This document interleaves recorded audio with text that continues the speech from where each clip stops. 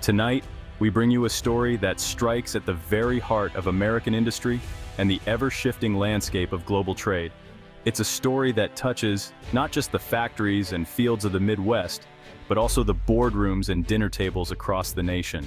A high-stakes dispute between a former U.S. president and the iconic American company John Deere is sending shockwaves far beyond our borders, rippling through international markets and raising questions about the future of American manufacturing.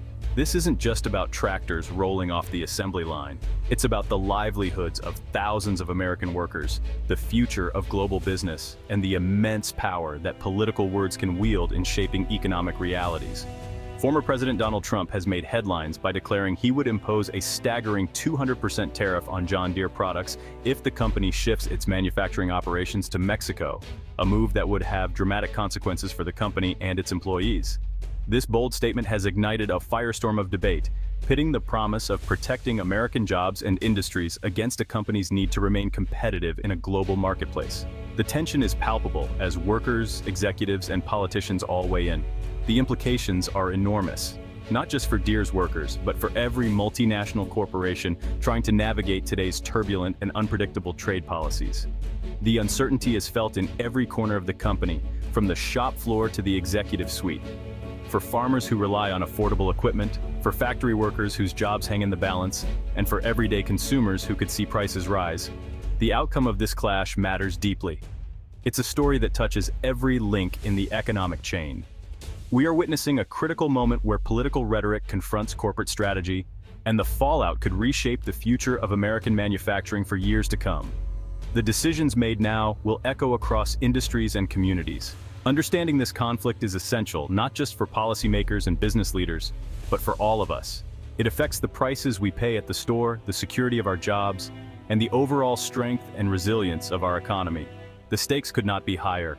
The choices made in the coming months will help determine the future of American industry, and the world will be watching. To truly grasp the weight and emotion behind this controversy, we must first look back and understand what John Deere represents, not just as a company, but as a symbol woven into the fabric of American life. Founded in 1837 by a humble blacksmith, John Deere's invention of the polished steel plow didn't just change farming, it revolutionized the way America grew, making it possible for settlers to cultivate the tough prairie soil and fueling the nation's westward expansion.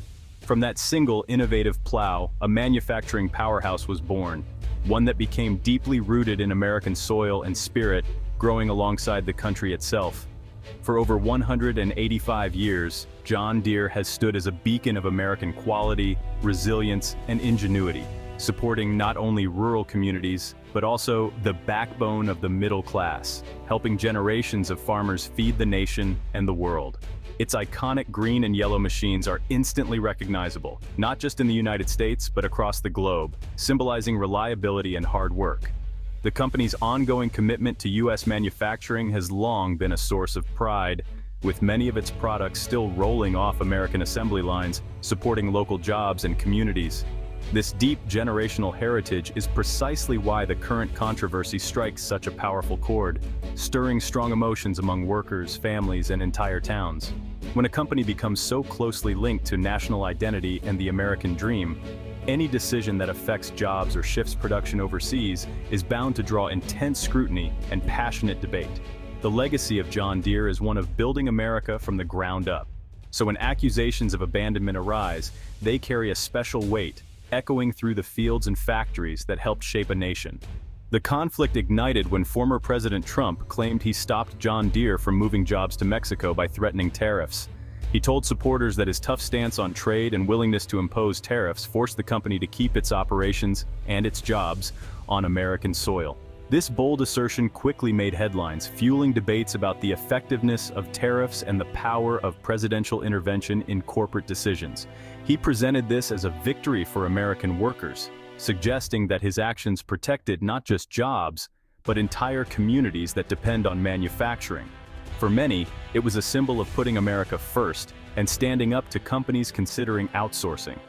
More recently, he warned of a 200% tariff if Deere shifts production.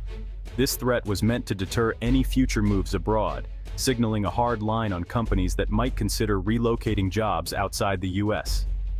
John Deere quickly refuted the story, stating the alleged conversation never happened. The company emphasized that no such ultimatum was ever discussed with the former president, and that their business decisions are based on market realities, not political threats. Deere clarified, less than 5% of its U.S. products are made in Mexico. The vast majority of its American sales come from products built in the United States, countering the narrative that most jobs or production are being shipped overseas. Still, the company has shifted some production lines to Mexico and announced layoffs affecting 1,600 U.S. employees.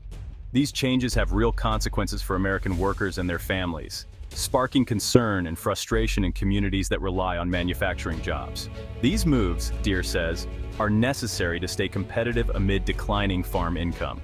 As farmers struggle with lower profits, the company faces pressure to cut costs and adapt to a changing market, even if it means difficult decisions at home. The clash highlights a disconnect between political rhetoric and corporate reality. While politicians promise to protect jobs, companies must navigate global competition and economic pressures that don't always align with campaign slogans. Is this a betrayal of American workers or a strategic adjustment for survival? The answer depends on perspective.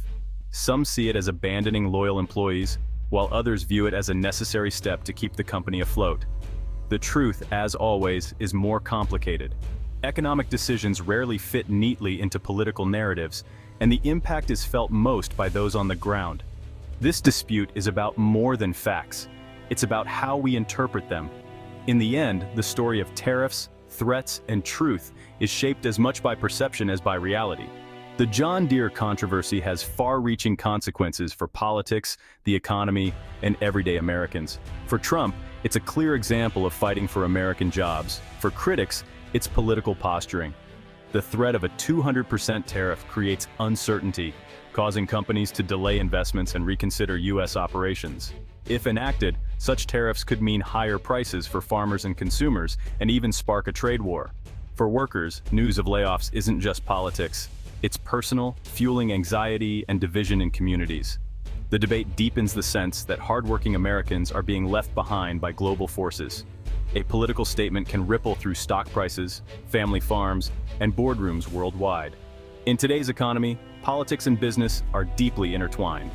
The shockwaves from their collisions are felt in our pocketbooks and our communities.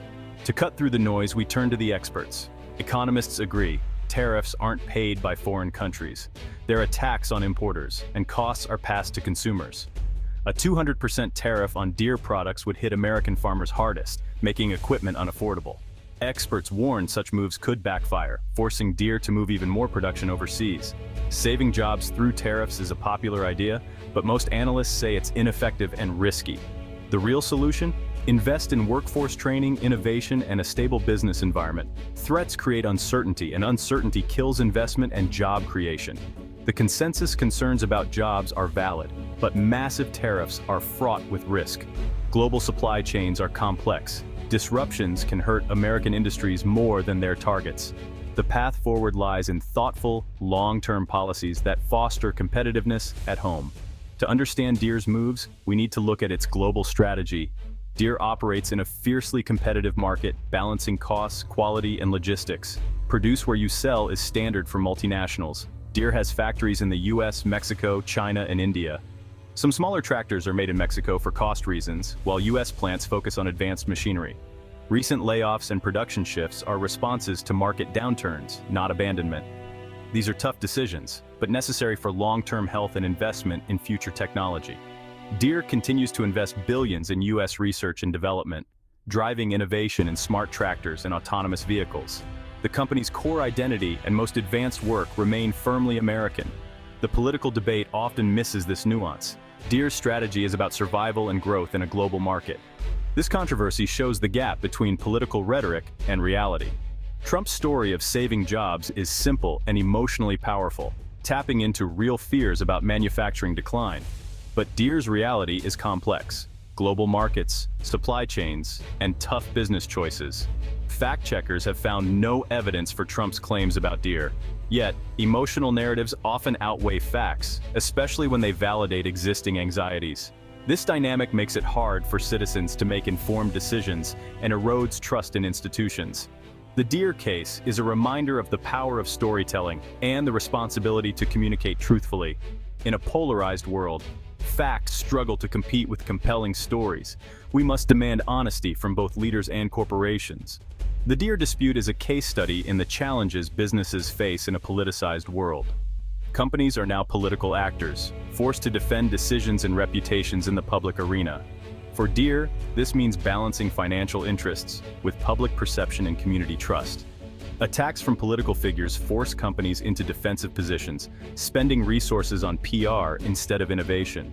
Silence is no longer an option. Deere had to publicly rebut Trump's claims to protect its brand. The line between business and politics is permanently blurred. Global companies must factor political risk into every decision. Weathering the political storm is now part of doing business in America. So, where does this leave us? The Deere story is more than a headline, it's a mirror of our times. Global economics, national politics, and individual lives are deeply connected. Our most powerful tool as citizens is knowledge. We must look beyond rhetoric, seek reliable sources, and listen to experts, not just politicians. Ask who pays for tariffs? What are the long-term effects? What's the full story? By engaging with these questions, we move past simple narratives to understand complex realities. Informed participation in democracy shapes the future of American manufacturing and our global role. Our engagement matters most when grounded in facts and a desire for real solutions. The path forward requires us to stay informed, think critically, and engage respectfully. The story is still being written, and we all have a role to play.